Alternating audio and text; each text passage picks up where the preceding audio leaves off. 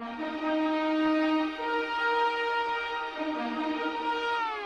et Hugo. On va refaire chez vous, les enfants. LOL LOL Énorme.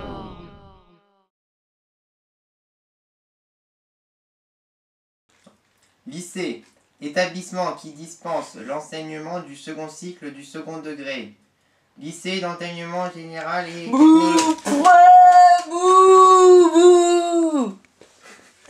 Salut, c'est Yanis et Hugo pour une nouvelle vidéo. En fait, à La Réunion, ça y est, c'est déjà la rentrée.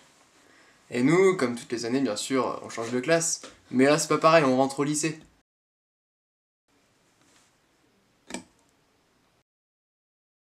En fait, notre lycée, c'est pas comme les lycées américains, enfin, ça ressemble pas vraiment à ça.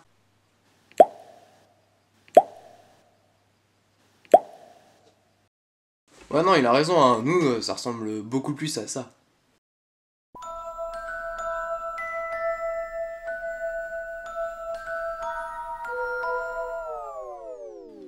Mais non, c'est une blague.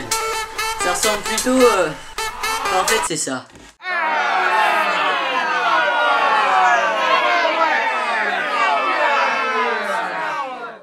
Quand tu rentres au lycée pour la première fois, bien sûr, tu rentres en seconde. Et t'as un peu l'impression de retomber en sixième, en fait. Ouais, t'es complètement déboussolé, et puis tu gardes un peu tes réflexes du collège et tout, puis du coup, tu passes vraiment pour un con. Ok. Vas-y, il est où mon carnet là?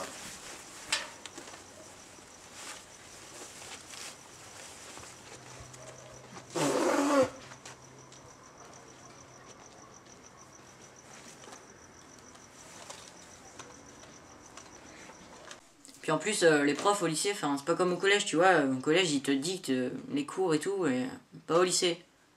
Enfin, je suis très mal placé pour dire que j'écoute, mais voilà, du coup, je suis vraiment paumé.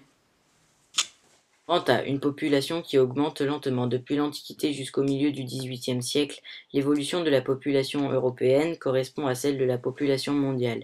Le nombre d'Européens passe de 40 à 140 millions, la population mondiale triple aussi, de 230 à plus de 650 millions d'habitants.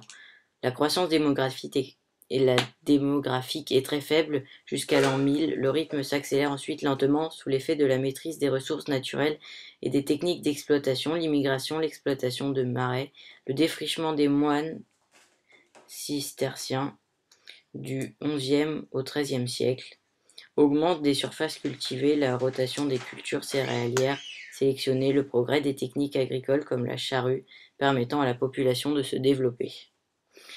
Au XVIIIe siècle, la croissance de la population connaît une nette accélération qui vient renforcer la révolution industrielle et l'essor des transports qui débutent en Angleterre. B. Une faible croissance urbaine. La croissance urbaine n'est pas plus forte en Europe qu'ailleurs.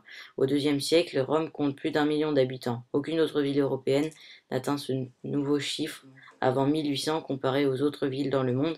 Les villes européennes apparaissent bien peu développées. Au 8e siècle, la ville chinoise de Xi'an à Bagdad compte environ 600 000 habitants. Paris à peine. Putain, t'as rien noté, bolos. Bolos. Monsieur, fallait noter, là? Ouais, donc quand t'arrives au lycée, t'arrives aussi donc dans un environnement nouveau. Donc tu sais pas trop quoi faire. Donc ce qui est marrant, c'est que tu vois souvent 2-3 personnes toutes seules qui marchent comme ça. Parce que bah, justement, ils savent pas quoi faire. Oh, si, moi je sais quoi faire.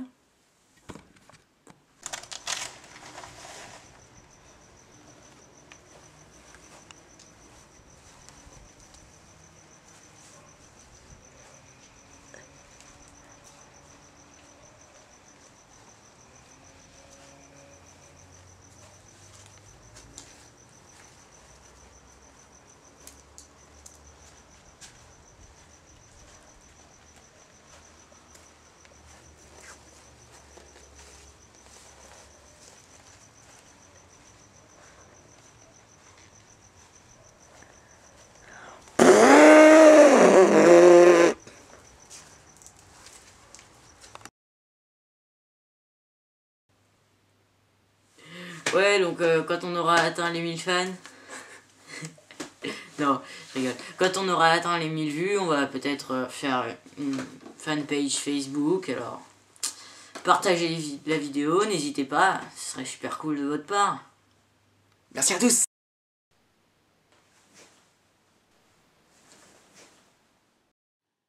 Merci d'avoir regardé notre vidéo. Ouais, c'est cool. C'est sympa même.